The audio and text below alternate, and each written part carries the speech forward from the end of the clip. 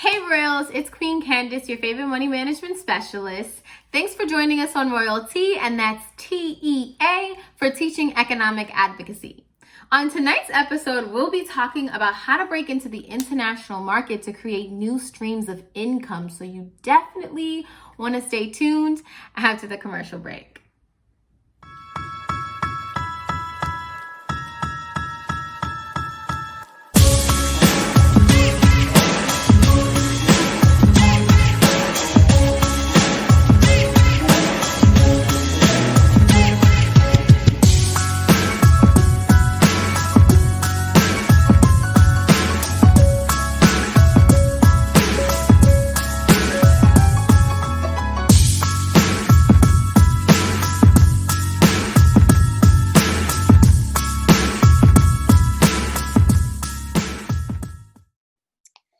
Welcome back to RoyalTEA. I'm your host, Queen Candace, and this segment is sponsored by Queens Underground 718.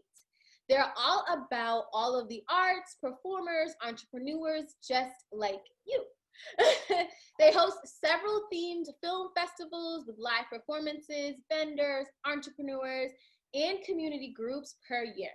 And everyone and everything is a red carpet VIP type of situation. So go check them out by heading to queensunderground718.com. They have an amazing film festival going on in October and in November as well. So make sure you go over there. And I am here with CEO of Diaspora Freedom Initiative, John Debollette. Hey, John. Hey, how's it going? Great. So before the break, we were talking a bit about, your previous experience with jobs and with businesses and things of that nature. So what I really want to dive into for the meat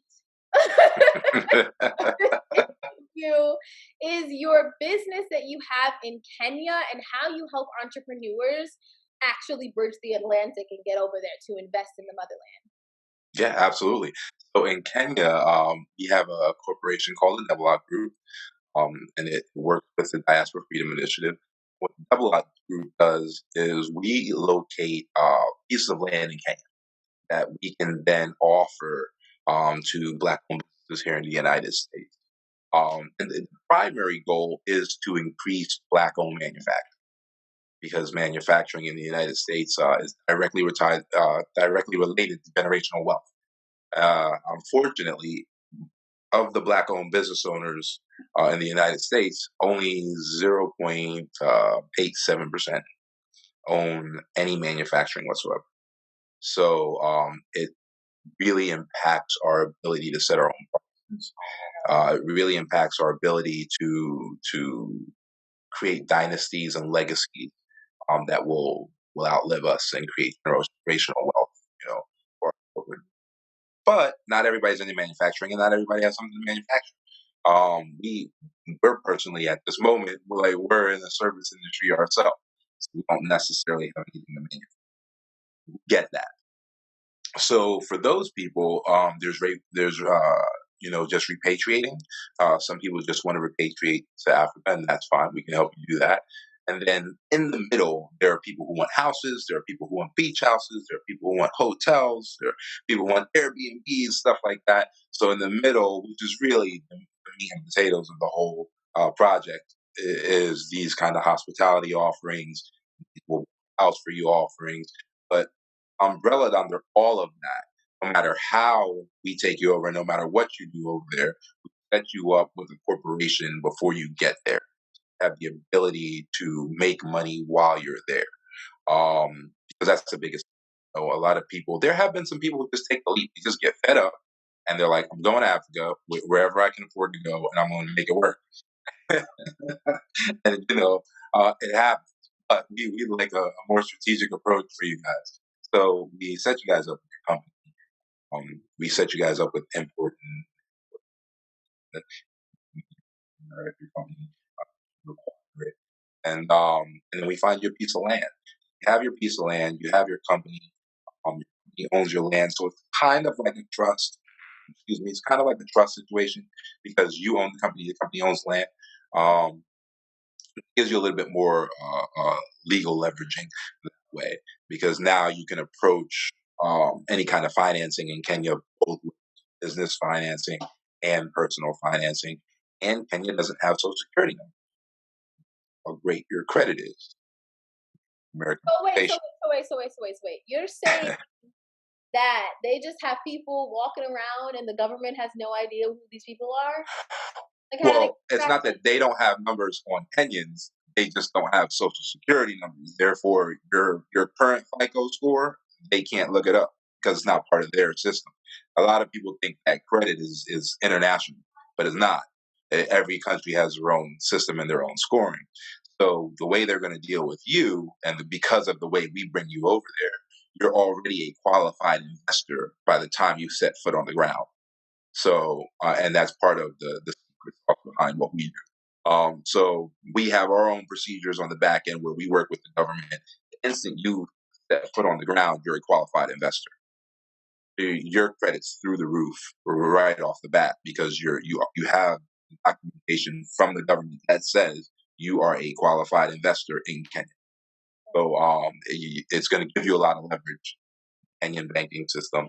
You still have the American banking system. You have to give up anything to own a company there. You don't have to live there. Just own a company there. I live in New Jersey, so you don't have to live there.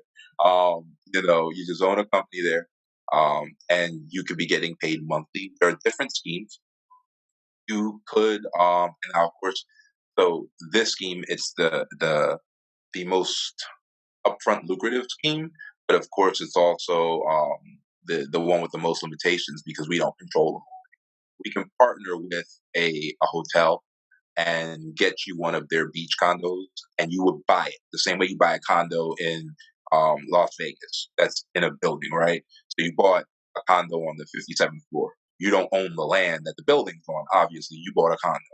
So you don't own the hotel, but you did buy a villa at the hotel, and you do legitimately own it. When you're there, you live there for free. You can go to your villa at the hotel. The hotel can't tell you that you're not allowed to go there. You can go there whenever you want, and you can live there. When you're not living there, you can give the hotel the right to just add your villa into their booking system and book out your villa. And then at the end of the month, after they've taken their fees for housekeeping and all of those types of things, they would cut you a check for every your villa at the end of the month. Most of them do it monthly. So that I can own a nice, easygoing process of having an Airbnb without actually having to get charged by Airbnb type prices. Correct. The Kenyans gonna take care of this for me, and that's maintenance. That's all that good stuff. Yep. And I could just be in my American house, just chilling, waiting for my check. Absolutely. First of all, the most work you'd have to do is like transfer it from your bank account to your bank account. The most work you'd have to do is transfer it from your Kenyan bank account to your American bank account. That's about it. I don't know. I might be thinking about the other way though, because nowadays I don't know what's going on with America. I might be dipping out to live in my villa. Might reverse that and have America pay for the Kenyan. Right. Okay, so now I want absolutely. to get into a bit of the financing. Like, how does someone afford something like this, right? So our standard offering is not that. That's a luxury upgrade, obviously. Our standard offering is like a fifth of an acre of land, and then we take care of the incorporation and all of that stuff, and then we get you that qualified investors. So that comes in at 110, and then we are associated with an expert financer. And we can get you some financing if you don't have the 110 sitting in your back pocket. But so that process is you're getting a fifth of an acre of land somewhere in Kenya, and you will get the opportunity to choose. That one we have more flexibility over because we can choose through all the lands and all the places, and we'll choose a place that makes sense. If you have a business and you know what it is that you want to do, choose a place that makes sense for that. Right. So Nairobi is the capital. It looks just like New York City. Beautiful place. It is the UN headquarters of East Africa. So safe place, stable economy. So if you're doing something Wall Street-esque or finances-esque, that's the place to be. If you're into farming, there are some places up in the northern part of Kenya, Keystone County, places like that, where it might be for you to be there. You need the docks to do shipping, then it might make more sense for you to be in Mombasa.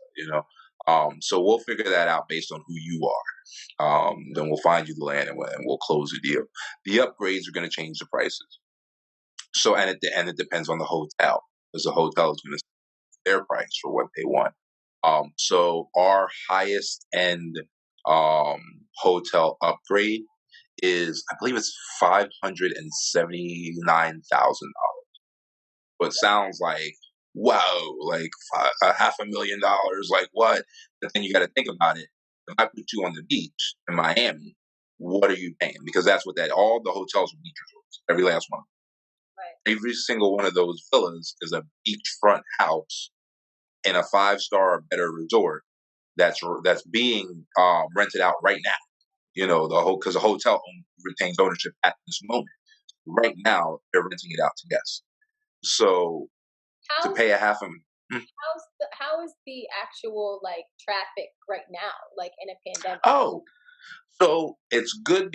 Right now, it's better than it was because the borders have opened between the countries. So you have the continent doing its thing, right? And so some of the beaches in Kenya are some of the best beaches in all of Africa.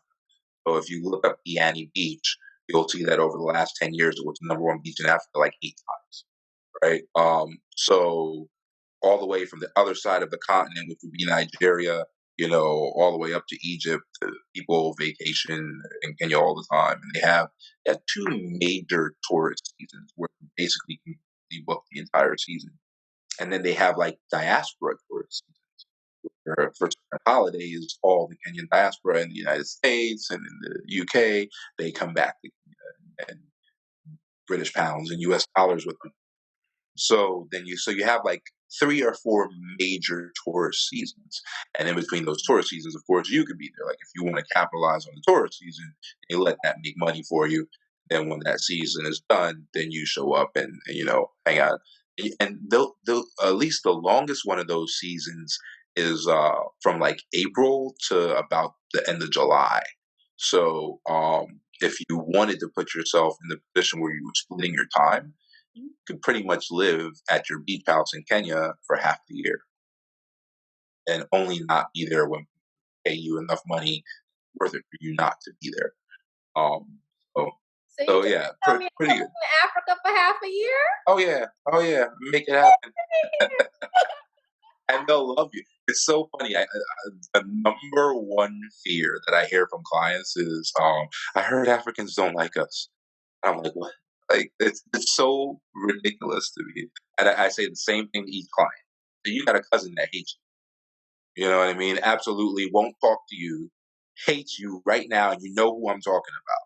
You know what I mean? You're walking down the street and you might get shot dead by an agent of the government in your own country. Oh, That's what we got going on right now. And you worried about somebody not liking you? Like, come on. And that's just going off the assumption that it's true. It's absolute. right. You I get think they have there. this image of like the pitchforks and Yeah, like yeah. fire and they're gonna get me kind of thing. Right. Yeah, yeah, and it's amazing. It really like it's emotional. The first time you do it, it really just truly is, because when you see that that's not the case, and that they do accept anyone who's not, you know, I I don't want to say the wrong thing, and I don't want to like curse on your show, but anyone who's not a goofball, you know, they accept them. So you're welcome. It's a family show. So, but anyone who's not a goofball, they accept them. If you're a goofball here and people don't like you here, then probably some people ain't gonna like you over there. But you know that about yourself. Because that got nothing to do with Africans and African Americans. That got to do with you and your personality. So thank you for debunking that myth. Can you debunk the other myth where you like have to get this random shot and yellow fever? Oh yeah, yeah. All that. Yeah, What's going yeah, on with that? yeah. So there are no shots. I have been. Let me think. Let me get the number right here. Been to. I've been to 7 African countries. Haven't needed a shot for any of them. So now, if there's an outbreak of something somewhere, which is rare, it's so rare, in fact, that like when it happens, they make a Netflix movie about it. You know what I mean? Like, so it's not a common occurrence. But if there's an outbreak of something, I'm sure there's going to be a travel, advisory. There's a travel advisory for everywhere right now because of COVID. Okay. So there's that. There are certain places I haven't been. Like I haven't been to Somalia. Maybe you do need to get a shot for something going on there. I don't know. There's gonna be your countries that have issues. There's 54 of them. And some people will say 55. So there's even that type of thing going on where you're like, oh, well, is that a country or is that not a country? So, What's the country that they're asking about? Like, wait, yeah. what? So there's like a dispute between like Ghana and like this area that should be the Northern Republic of Togo land, so they say. Like so, there's like these disputes with these, because it was carved up. The colonizers came in and they were just like, this is what it is because I said so. Right. No regard to any kind of tribal history. So then you have people who don't speak, the language of the country they're in, and their traditions have nothing to do with the country that they're in or the leading tribe in that country that kind of set the traditions for the country. Now they want to be part of either another country or they just want to be their own country. You have those things going on. Most of them not terribly like violent, but it's happening. And yes, there's violence in Africa, just like there's violence here. Yes, Pulled so over yeah, a shot right now. you know, you know. At least the violence there isn't from the government. It's from these little groups off to the side. The police ain't shooting you dead in the street in most of the country. But yeah, no. So I've never had to have a shot. I've definitely heard like people like recommend a shot for. I think going to Lagos, they recommended you took like a malaria thing, but it wasn't required. So I have never. At the airport, like No, where's your paperwork? no. Right now, you have to have paperwork for a COVID test, but under normal circumstances, no. And if you don't have the paperwork, you don't go to jail, you don't get in trouble. You have to go to a hotel for 14 days. Or Okay. yeah, you have to quarantine. So that's it. So yeah, that's pretty much nonsense. I want you to get. I want you to get into 2 more topics, and one of them is speaking a little bit more about the mechanics behind the manufacturing, because I know there's a lot of businesses who may want to know the ins and outs of that. Like, okay, so if I want to ship T-shirts, if I want to do hair, like, speak on that. So there's 2 things happening right now. Right now, we're trying to set up a co-op that's going to make it cheaper for people. They'll be able to own a line in a manufacturing company instead of coming in and owning the company. So it'll cut that price down. So they'll be able to own the line and have rights to whatever is processed on this line. So they'll even have a bit of ownership and a bit of like subletting rights where they might be able to sell their line to a competitor, and now turn that competitor into a distributor. But in general, for the regular factory build, what we do, we get you the same fifth of an acre.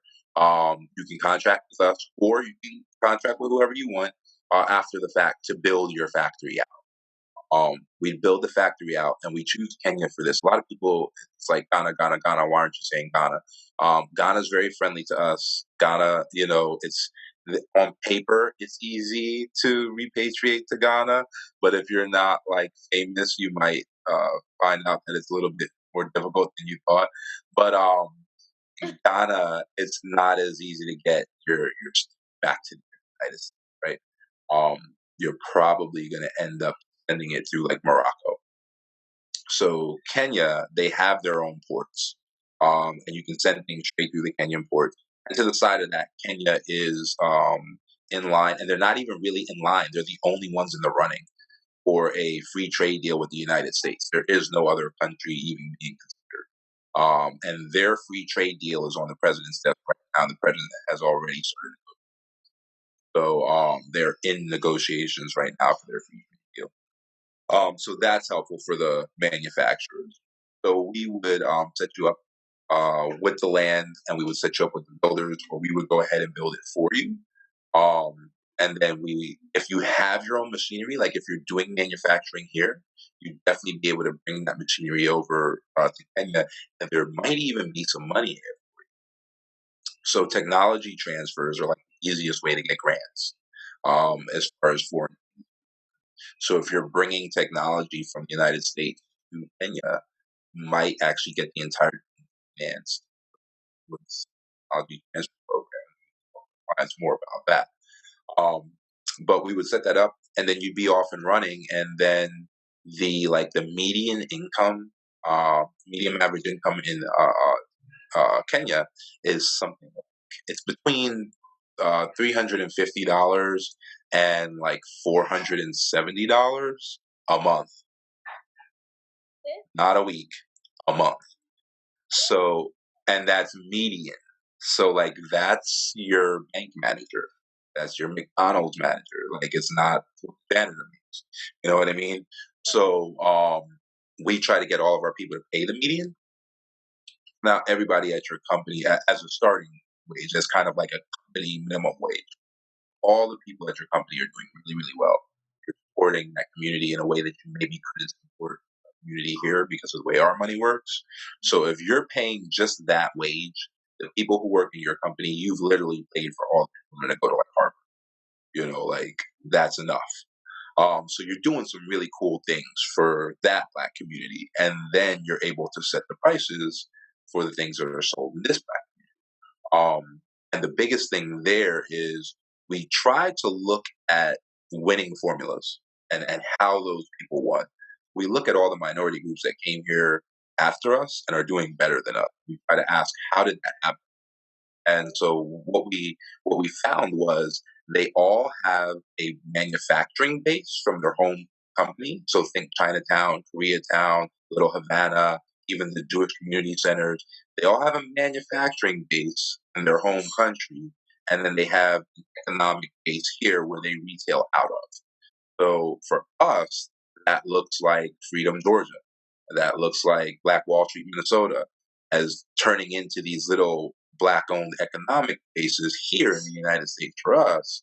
But where's the product come from? Because if we just pay Haynes for everything, then we don't own Freedom, Georgia. Haynes owns Freedom, Georgia. Yeah, no. You know, so if we can get our manufacturing in place in Kenya, and we can start funding these Black-owned cities that are popping up all over the United States, now we can have economic power like the Chinese. The Asian community is really interesting because they have serious economic power, and they show up to the voting polls the least. They have the worst voter turnout. They do not participate, but they own. Yep. They just don't care because they own what they need to own. They got their own banks. Right. They got their own churches. They got their own schools. If you go into Chinatown, it doesn't matter if you're in Philly. It doesn't matter if you go into Chinatown, street signs in Chinese. Right. That's crazy. And you know what I mean? All the buildings. Everywhere you go. Yeah. How do you do that and you don't vote? What politician just decided that that was the right thing to do for you and you don't vote? Money is so. That's the true power. That's the true power. So we got to strengthen that manufacturing base, and we got to have our own economic base that's outside of white supremacy. So that's what that's about. You know, but the hospitality thing is cool too. You know what I mean? If you just want a house there, you know. I'm not a manufacturer, but I'll do that. I'll tell you, no matter what anybody says, I heard a lot of people say, oh no, I'm going to go over there. I'm going to live in my house. I'm going to do what I do. You know, I'm not worried about any of that other stuff. And no matter what, you are going to end up with some kind of house staff. The people who are like, oh, no, I don't do that. I'm going to go to every last one of them.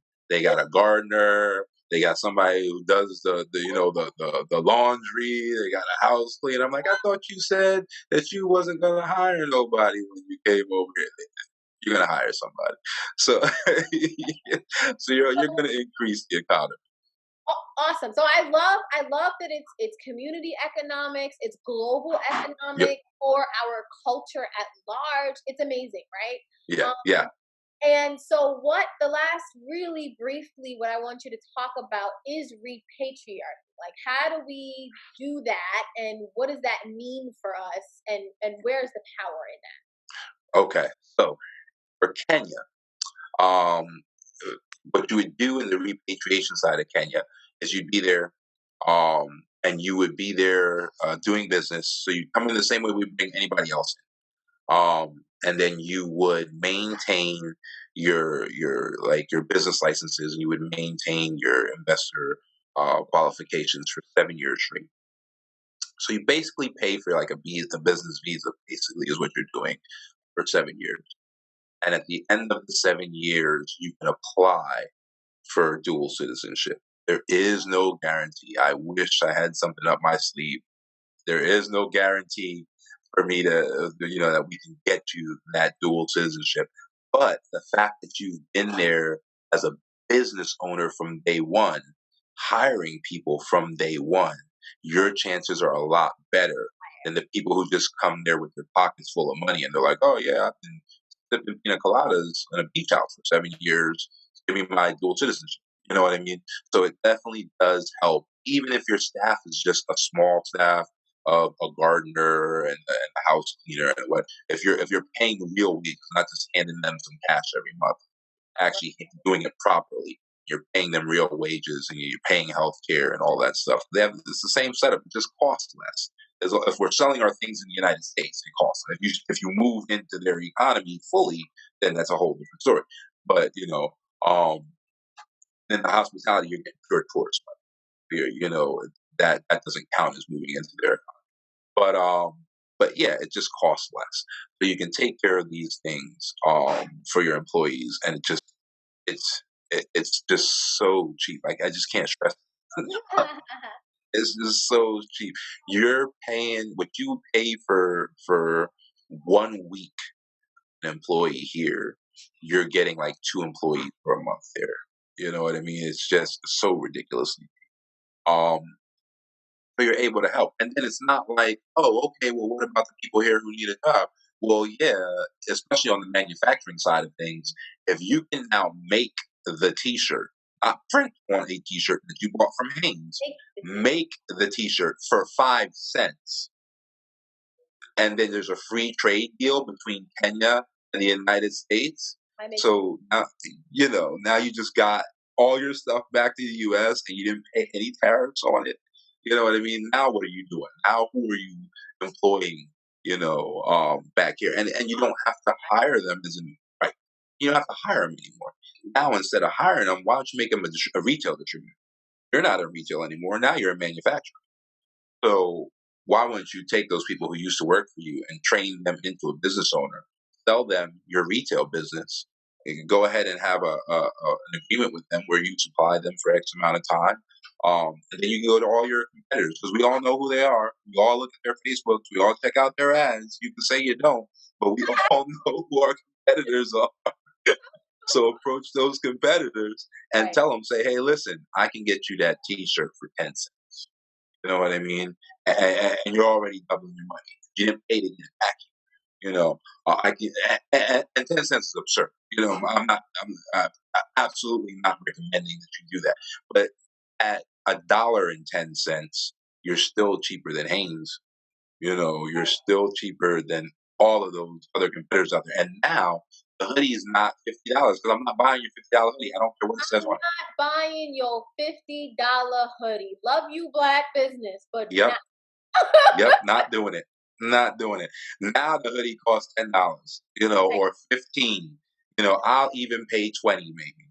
But now your hoodie costs exactly what it costs in Target, costs exactly what it costs in Walmart because you're making the hoodie. And to the side of that, there are things that we fail to consider Like there are colors that you cannot get in the United States that you can only get in Africa, because the colors are come from plants, or they come from there's a purple dye that comes from a special oyster called Phoenician purple. I think the Phoenicians were the first ones to do it, but and it's from East Africa. And so if you can't get a hold of that oyster, you can't make that color purple. You can make a purple, but not that purple. You know, yes, and that's the royal purple. That's that whole, purple of royalty. So, yeah, yeah. So yeah, plenty of things like that, so we can talk forever, but you guys get the picture. Fantastic. Thank you so much for joining us tonight. That was amazing. Great. No problem at all. So please share how we can get in touch with you to start building wealth on the continent. Sure. I'm at Diaspora Freedom on Facebook, Twitter, and Instagram. On LinkedIn, I'm at Diaspora Freedom Initiative. And you can come to the website, which is www.diasporaltd, Diaspora Limited, diasporaltd.com. Nice. I'm excited to get started. Thank you so let's much. Do it. You're most welcome anytime. Wow. So we definitely got the tea today, didn't we? I'm ready to burst into the African market. What up, y'all? You ready? So, Royals, I would love to bring guests on the show or talk about financial topics in your community that you care about. So email me at qbtv@thequeenblueprint.com or drop me a line on Instagram at thequeenblueprint. Thank you so much for tuning in. I'm Queen Candace, your favorite money management specialist. And until next time, stay royally resilient, y'all.